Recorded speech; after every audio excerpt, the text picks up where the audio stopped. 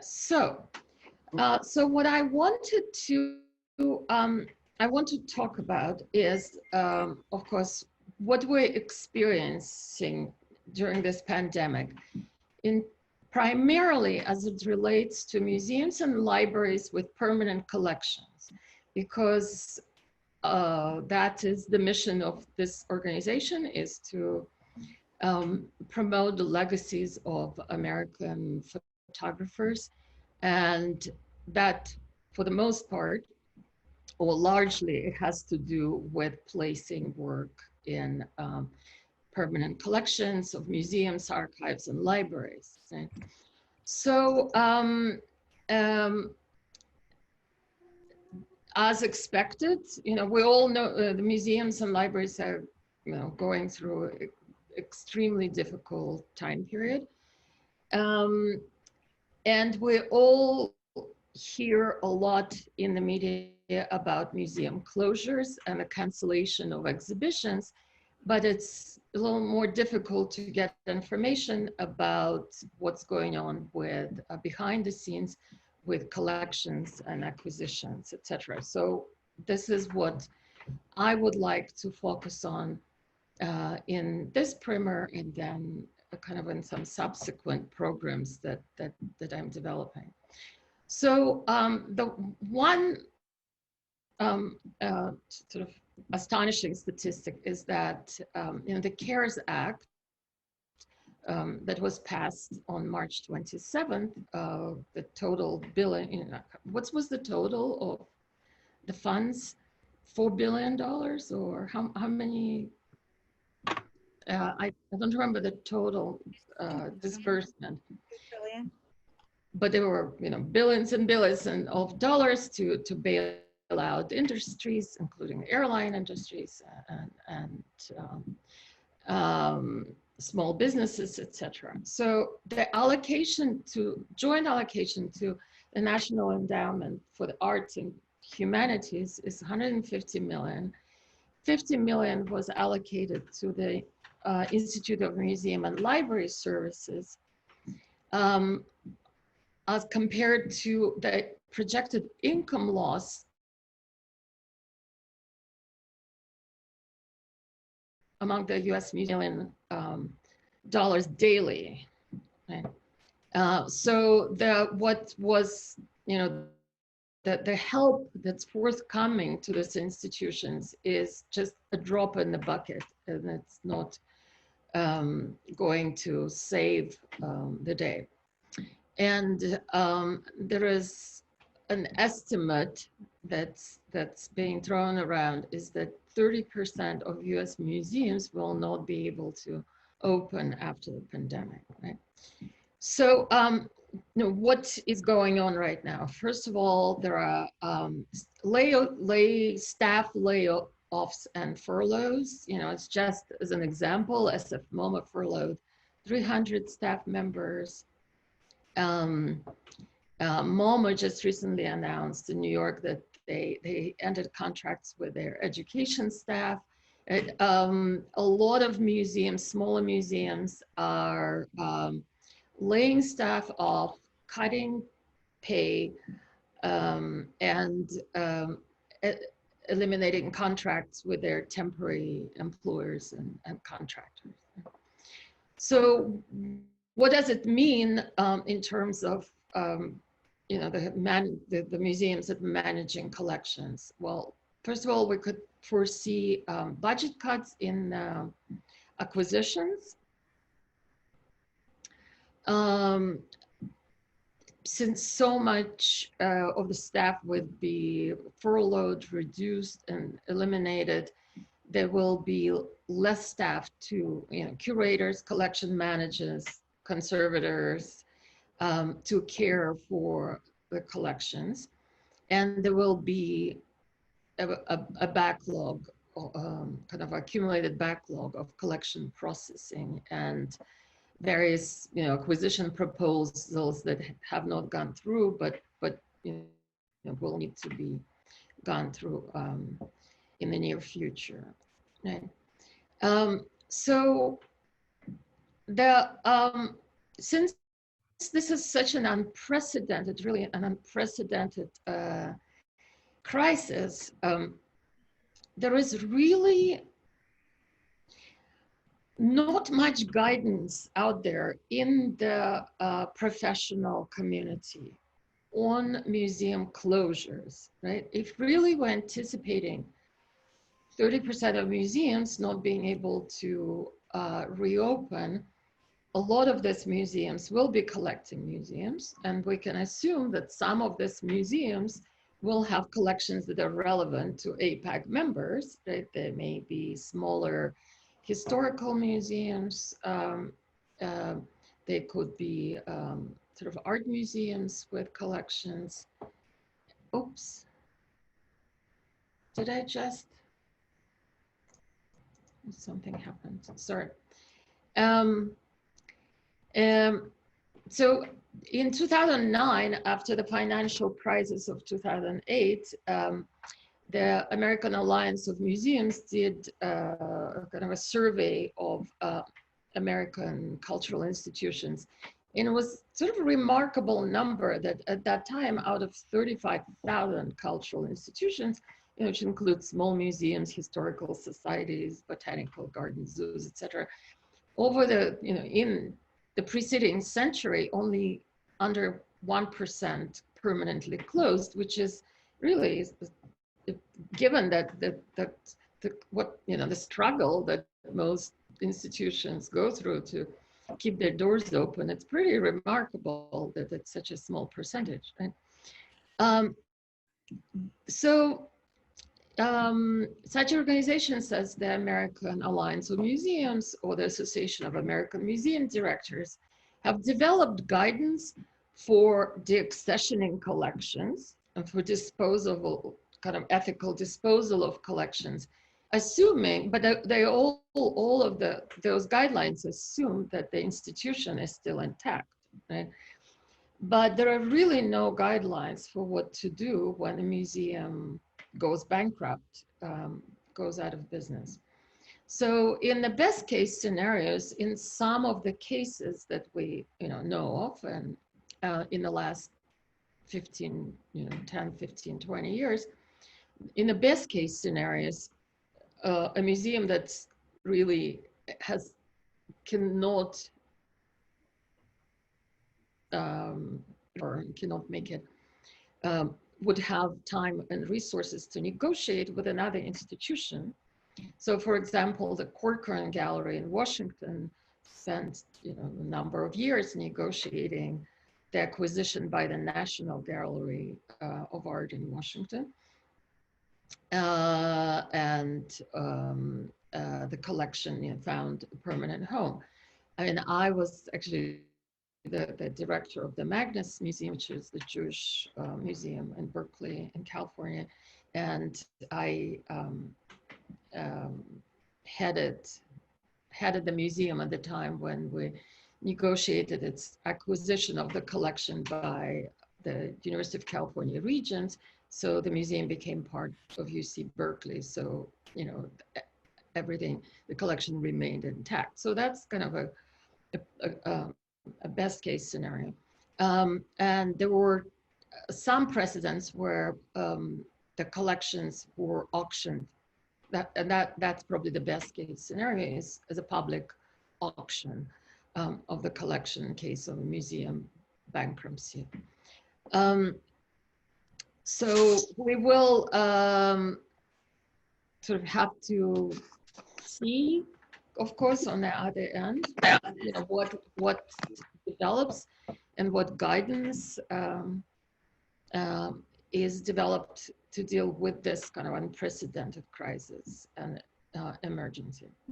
So the other aspect, of course, that's of concern to the APAG members who sell works from the estates, from their collections, and who deal with, work on consignment in galleries, is to keep an eye on the art market. So of course, the most impact negative impact that's projected is on small and mid-sized galleries, because they always operate on a very sort of small margin. And we're seeing that galleries are not able to pay rent and to make salaries already. And so they are actually, they're trying to classify themselves as small businesses in order to qualify for the relief under the CARE Act. So we'll see if that happens. As you know, a lot of the art fairs, including Paris Photo in New York, and art festivals have been canceled, at least through the end of summer. And auctions, major art auctions, canceled, of course, their in-person auctions and moved online. And we're also seeing that, I guess, they're projecting loss of revenue, so they're furloughing and laying off staff. Sotheby's 2 days ago announced that they're furloughing 200 staff members.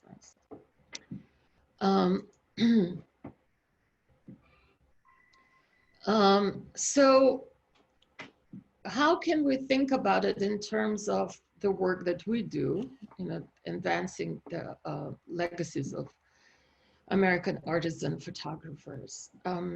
Well, I just wanted to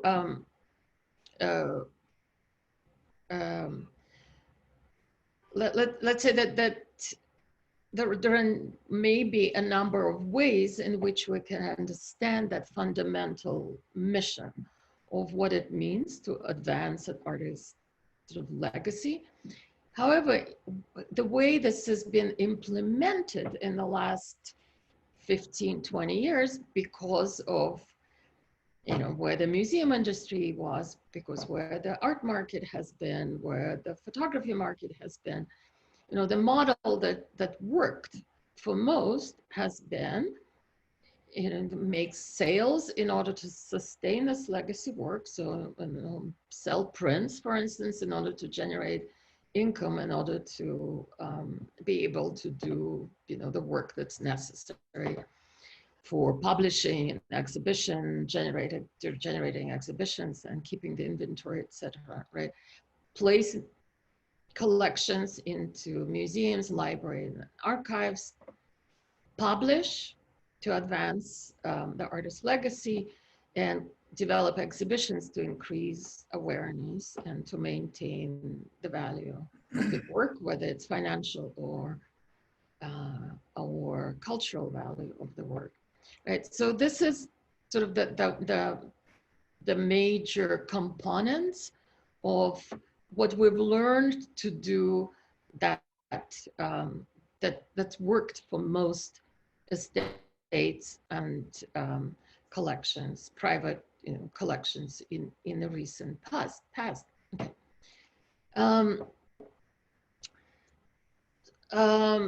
So when we think about post-pandemic, when we come out on the other end, what are some of the scenarios that we can anticipate? Well, we'll look at some of the historical precedents, right? In 1987, the stock market crash was also accompanied by AIDS crisis that really affected the arts community. So there was we could say some negatives and there are some positives, right? There were some opportunities and there was a lot of challenges. So it took a long time for the art market to, maybe almost 10 years for the art market to sort of recover. But there was a refocusing, right? In this kind of heady days of the early 1980s, we saw a lot of sort of stars, like kind of a mega superstar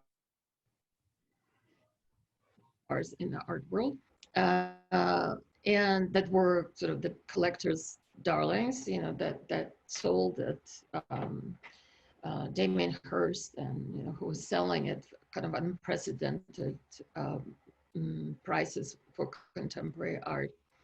And in the late 80s, kind of in the 90s, the market refocused on kind of a younger generation of artists, on the work that was more introspective, that was sort of more serious,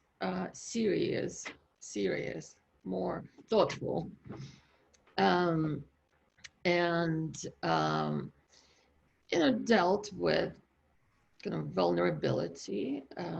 So there was kind of an opportunity for another generation of artists to come into the market and to become sort of collected by institutions and to gain attention. And the other outcome of it was that the sales of post-war art, that's the artists who, like the generation of the artists that a lot of APAG members are dealing with, those sales grew substantially. And took sort of a larger share of the market. So that was kind of unexpected. And after 2008 recession, there was a dip in the global art market for a couple of years. The market declined by 40%, but it recovered very quickly because of the growth of the Chinese market, which was also, was an unanticipated sort of outcome. However, there was a rather permanent effect on a lot of museums because museum endowments sort of shrunk and never quite recovered. There was a loss of corporate support for exhibitions, like such, giants like Lehman Brothers, who went under, who used to be sort of regular contributors and supporters of exhibitions, were no longer there. And, there were a number of museums, such as the Rose Museum at Brandeis, tried to deaccession some of their art collections in order to sustain their kind of operations, which was controversial, but there were attempts to do that.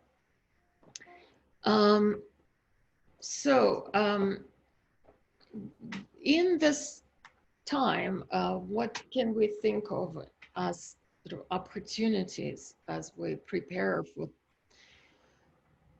some of the expected and some of the unexpected outcomes? I'd say to really pay attention to the inventories in the collections that you care for, particularly to understand the museum holdings, right, and keep track of the fate of this museums and this museum's collections, and to keep track of your gallery consignments and gallery contracts and the dealers that you're working with, and to be prepared to take the work back, or to really keep track of what's happening with this inventories out there. And it's a great time as we're like organizing everything. It's of course a great time to digitize and organize digital assets. But I would say that also if in the new kind of post-pandemic era, we have to rethink what the kind of, and to create new models, develop new models for legacy preservation. Documentation and storytelling are always very important, and there can be, no better time to focus on that work than now. Whether we'll be facing kind of a recovering market, or if everything is going to go online and become digital, or we have to move to kind of publishing platforms for a while, this will be a great time to focus on all your websites, on all your narratives. And some of the resources for keeping track of museums and through libraries are American Alliance of Museums website, because they keep kind of a running also set of resources for keeping track of museum closures and collection, fates of different museums. Similarly for Institute IMLS, the Institute of Museum and Library Services. And finally, we're planning a series of weekly brief interviews on Zoom with curators and museum directors and gallerists, kind of keeping an eye on what's going on in the field, sort of in the museum vaults, and how sort of this key players in the field observe what's going on and what we can expect and what's coming. So we shall sort of announce a schedule of these interviews and through APAG and on the APAG website and on the KunstWorks website as well.